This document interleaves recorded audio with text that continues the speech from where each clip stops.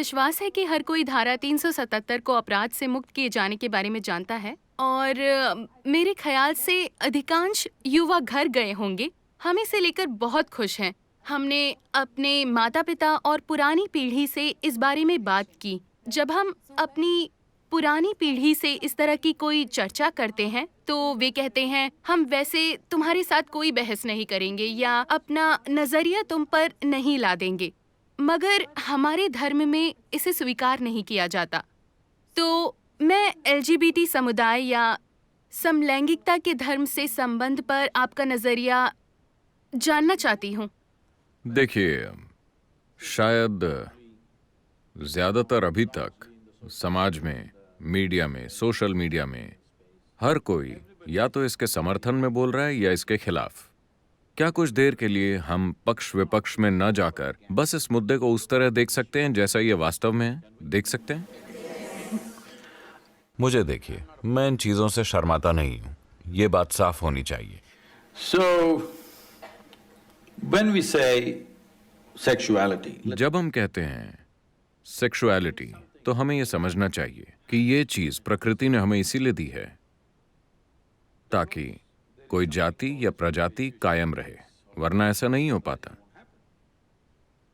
हाँ, हम इंसानों के पास शरीर से अधिक दिमाग है, या होना चाहिए।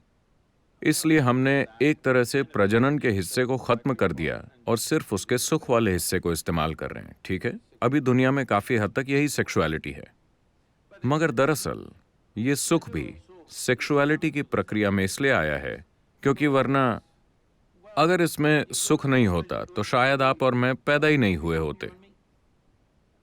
अगर इसमें कोई सुख नहीं होता तो शायद हमारे माता पिता इसमें नहीं पढ़ते। all attached. आया ना? तो हमारा वजूद ही इसके कारण है। इसलिए इससे इनकार करने या इसे ढकने छिपाने का कोई मतलब नहीं है।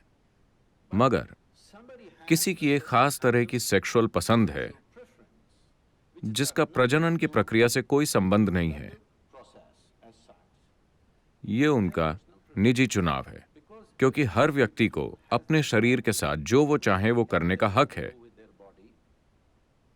क्योंकि वो उनका शरीर है।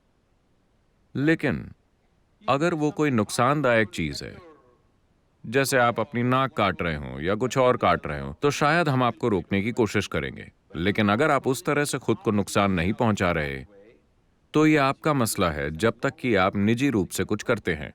अभी सुप्रीम कोर्ट का निर्णय यही है कि एक व्यक्ति निजी तौर पर क्या करता है, इससे किसी और को कोई लेना देना नहीं है। सरकार को लोगों के बेडरूम में नहीं घुसना चाहिए, यही कानून है। ठीक है? Now, coming to this religious resistance, अब धार्मिक विरोध पर आते हैं। इसमें कुछ भी धार्मिक नहीं है। हमें उनके खिलाफ भेदभाव करने की जरूरत नहीं है, उन्हें तंग करने की जरूरत नहीं है, उन्हें जेल में डालने की जरूरत नहीं है, मगर साथ ही इसका प्रचार करने की भी जरूरत नहीं है। तो जब आपके माता पिता कुछ कहते हैं, वो अपने धर्म का हवाला दे सकते हैं क्योंकि उन्हें लगता है कि वो एक सत्ता है। आप उसमें से सत्ता निकाल दीजिए, बस शब्दों को सुनिए। अगर बात जचती है तो वैसा कीजिए, अगर बात नहीं जचती तो विनम्रता से उन्हें कहिए कि मेरे साथ ऐसा नहीं है।